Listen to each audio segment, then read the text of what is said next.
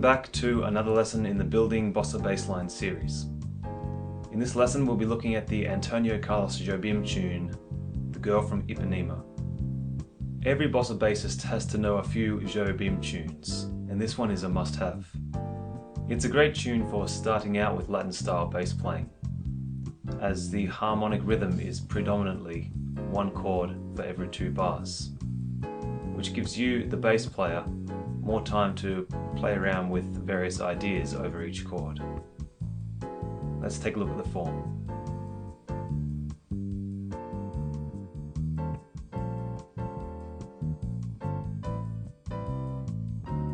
The Girl from Ipanema has a 40-bar A-A-B-A repeating form. The A sections are 8 bars in length, and the B section is 16 bars in length.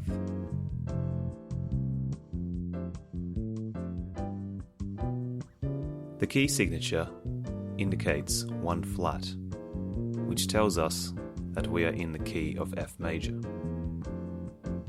The starting chord confirms that this is the case. The A sections feature a very standard harmonic progression. Of particular interest is the G flat 7 flat 5 chord in bars 6 and 8. Many Latin jazz compositions feature this style of chord progression. In our case, F major 7 to G flat 7, with or without the inclusion of the flat 5 in the chord symbol. This chord 1 to chord flat 2 dominant 7 is really the bread and butter of bossa harmony. It's used to vamp into a tune and also to vamp out, closing off a tune. Anyway, long story short, try to come up with a few ideas for this progression, as you'll be playing it a lot in this style.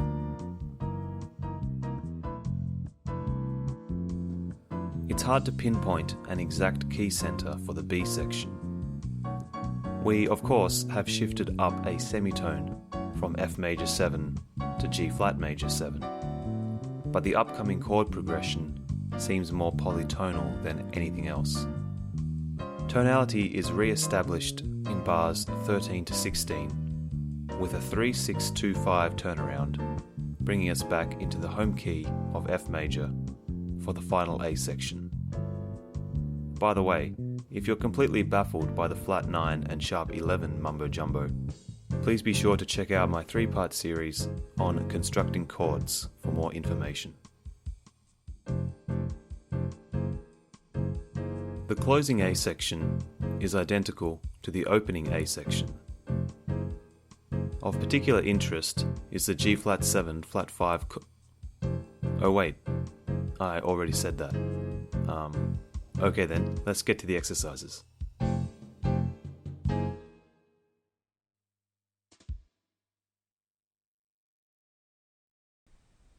Our exercises will focus on the root and fifth of each chord.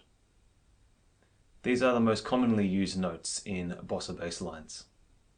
You can of course use other notes in the chord in your bass lines, but try to make the foundation of your bass line the root and fifth. But first we'll talk about percussive notes and how to play them on the bass. So what I'm doing with the right hand technique is I'm plucking the first note with my index finger, and then I'm hitting the bass with my right hand, and then I'm plucking the next note with my second finger, then I'm hitting the bass again and plucking the note again, and then going back down to the first note with the same finger. So it'll look like this.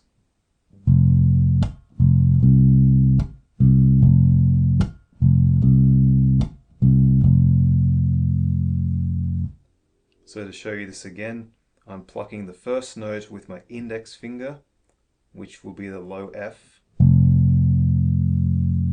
Then I'm just making a dampening sound with my right hand, just like this.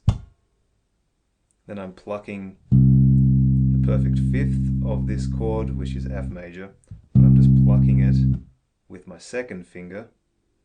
Then I'm making a dampening sound again, just a percussive note.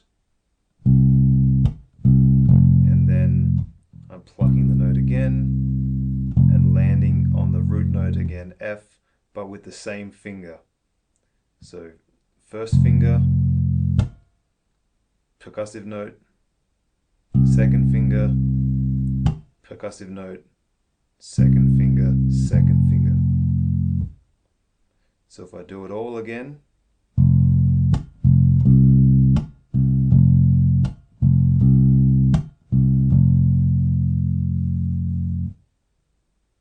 once more.